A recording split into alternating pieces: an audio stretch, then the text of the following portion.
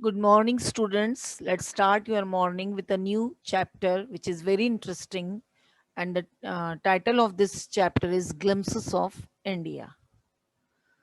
So, here we can see the first part of this chapter, a baker from Goa.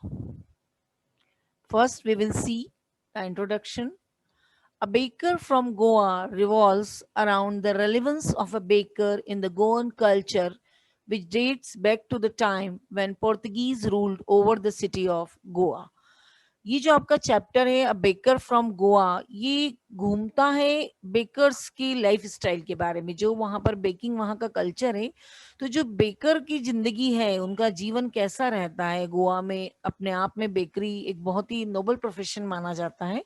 तो ये उसी culture से related chapter है। समय के साथ साथ पुर्तगीज वहां से चले गए गोवा में, इन्होंने काफी समय तक राज्य किया था।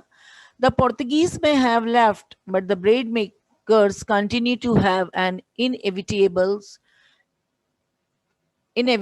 stature. हम ये मानते हैं कि पुर्तगीज वहां से चले गए, लेकिन जो वो सभ्यता छोड़कर गए, ब्रेड बनाने का जो कल्चर छोड़कर गए, वो वहां पर आज भी नजर आता है।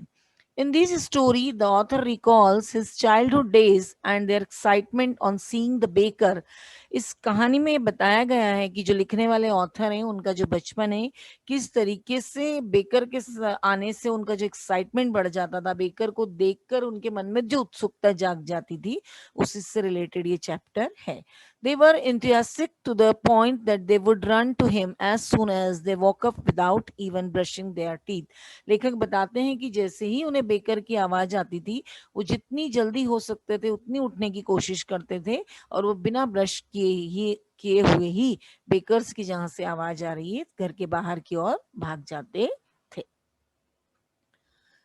Bakers of Goa known as padir. In old Portuguese days, the people of Goa ate loaves of bread. ये माना जाता है कि जब पुर्तगाल का वहां पर शासन था, तब गोवा के जो लोग थे वो ब्रेड खाना बहुत पसंद करते थे।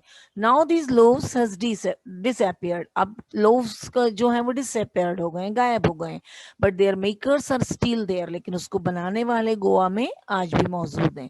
The furnace also exist there even now. आपको घर के बाहर फर्नेस जिसमें लोव्स बनाए जाते हैं, ब्रेड बनाई जाती है, वो आपको दिखाई देंगे। The sound of the traditional bakers bamboo can still be heard. और जो ट्रेडिशनल बेकर्स हैं, जैसा कि आप पिक्चर में भी देख रहे हैं, तो ऐसे ट्रेडिशनल बेकर्स जो बैम्बू टोकरियों में, बैम्बू बास्केट में ब्रेड सेल करते हैं, आज भी वो आवाजें वहां पर सुनाई देती हैं। Someone of the family still carries this business. क्योंकि पुर्तगीज चले गए, लेकिन जो वो ट्रेडिशन छोड़कर गए, उस बिजनेस को आज भी कई लोग कंटिन्यू कर रहे हैं। These bakers are known as pader in Goa even today. इन बेकर्स को आज भी गोवा में पाडेर के नाम से जाना जाता है। 1 मार्क का क्वेश्चन आपको पैसेज पे बेस्ड पूछा जा सकता है। Coming of the baker. The baker used to be the authors friend and guide. ये माना जाता है कि जो बेकर थे वो ऑथर के फ्रेंड थे, गाइड भी थे। He used to come twice a day. वो एक दिन में 2 बार आया करते थे। The sound of his bamboo woke the author and others from sleep. जैसे ही सुबह होते से ही बेकर्स की आवाज आती थी, तो वो जो आवाज है वो ऑथर को और उनके घर के अन्य जो बच्चे हैं उनको बिल्कुल नींद में से उठा देती थी। And the author used to run to him for bread bangles. The maid servant used to buy loaves and carry them inside the house. Author बताते हैं कि जैसे ही आवाज आती थी, वो ब्रेड बैंगल्स खाने के लिए भाग जाते थे। ब्रेड को ऐसे गोल राउंड चूड़ी नुमा शेप में बनाया जाता है, उसे ब्रेड बैंगल्स कहा जाता है। और जो घर के नौकर रहते थे, वो बचे हुए लोव्स जो हैं टोकरी में से खरीद के घर के अंदर लेकर आया करते थे। आप पिक्चर में भी देख रहे हैं कि किस तरीके से जब बेकर्स आते थे, तो बच्चों का एक्साइटमेंट आपको इस पिक्चर के थ्रू नजर आ रहा है। Delivering the loaves, the baker came with the zang zang sound of his bamboo stuff. जो बेकर है वो जेंग जेंग का साउंड करते हुए अपनी बैम्बू बास्केट के साथ आते थे। One hand supported the basket on his head. एक हाथ से वो अपनी बास्केट जो सिर पे लिए हैं, जैसा कि अभी आपने प्रीवियस पिक्चर में देखा था, उसको सपोर्ट करते थे। And the other bang the bamboo on the ground. और दूसरा सपोर्ट करता था उस बैम्बू बास्केट को ग्राउंड पर रखने में। जब बैम्बू का स्टैंड टिकाएंगे और उसके ऊपर वो बास्केट रखते थे। The baker would place the basket on the bamboo, जैसा कि मैंने आपको बताया कि वो बैम्बू का स्टैंड रहता था, उसके ऊपर वो अपनी बास्केट रख दिया करते थे. The author and others would look into his basket, और जो लेखक हैं और उनके साथ में जो उनके साथी संगी हैं वो बहुत उत्सुक रहते थे उस बास्केट के अंदर झांकने के लिए. They would eat the loaves with hot T, और वो जो लोव्स थे, जो ब्रेड पीसेस थे, या जिन्हें हम पाव कहते हैं हमारी आम भाषा में, उसको वो गर्म चाय के साथ खाना पसंद करते थे. They would not brush there teeth, और उनको इतना एक्साइटमेंट रहता था कि वो अपने दांतों में ब्रश भी नहीं करते थे और सीधे उठते से घर के बाहर की ओर बेकर की जो बास्केट है उसको देखने के लिए चले जाया करते थे. इम्पोर्टेंस ऑफ ब्रेड, गोवा में ब्रेड का बहुत ज्यादा इंपॉर्टेंट है, आज भी इंपॉर्टेंस उसका बहुत ज्यादा है. The baker was very important for all occasion, Goa में कोई सा भी त्योहार हो, कोई सा भी ओकेजन है, वहां पर ब्रेड जो है बहुत इंपॉर्टेंट मानी जाती है.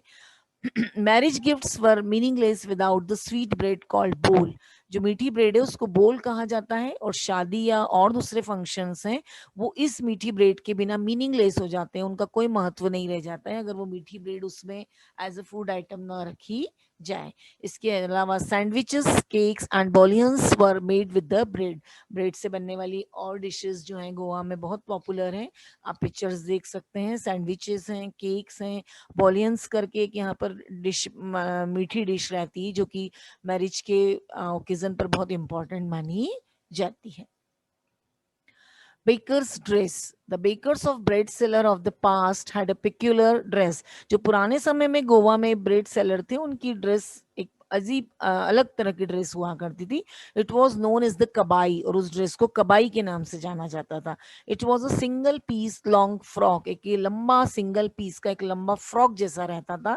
It reach down to the knees, ये घुटने तक पहुंचता था. It is similar to half pants of today, जिस तरीके से आज की तारीख में हम हाफ पैंट्स को समझते हैं कि हाफ पैंट्स की जो लेंथ है वो नी तक रहती है, ऐसे उस समय वो एक लंबा फ्रॉक पहना करते थे जिसकी लंबाई नीज तक रहा करती थी और जिसे कबाई के नाम से जाना जाता था. तो ये स्पेशल फीचर है एक बेकर्स ड्रेस का जो है कि उसे किस नाम से जाना जाता था, तो आप आंसर लिखेंगे कबाई. And now the last one is baker, a happy family. The baker usually collected his bills at the end of the month. पूरे महीने भर बेकर्स जो हैं अपने आइटम को, अपने जो कंटेंट है फूड कंटेंट, उसको सेल किया करते थे और आखिरी में वो बिलिंग के लिए जाया करते थे. Baking was a profitable profession on the olden days. पुराने समय में बेकिंग को जो है बहुत प्रॉफिटेबल, एक बहुत लाभकारी प्रोफेशन माना जाता था. The bakers and his family never starved. जो बेकर और उनकी फैमिली है उन्हें कभी भी भूख के लिए संघर्ष नहीं करना पड़ता था, भोजन के लिए उन्हें संघर्ष नहीं करना पड़ता था. Their fat bodies showed that they were happy and were not poor, क्योंकि उनका जो शरीर है, वो उनका जो फैट है, जो वो हेल्दी नजर आते थे, वो कहीं ना कहीं इस बात को प्रकट करता था कि वो जो है बहुत खुश हैं और कहीं भी गरीब नजर नहीं आते हैं. So it is the end of the first part of this important chapter. I hope कि आपको समझ में आया होगा. Thank you for watching and listening this one.